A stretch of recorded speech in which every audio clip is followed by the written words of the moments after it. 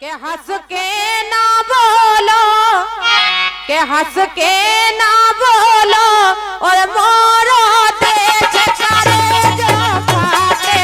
हंस के ना बोलो के मोरो देख करे जो फाटे।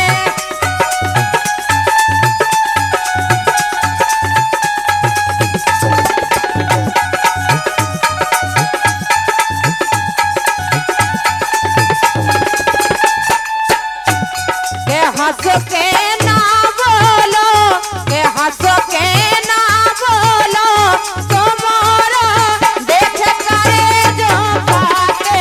हंस के ना बोलो के मोरा देख करे जो फाटे।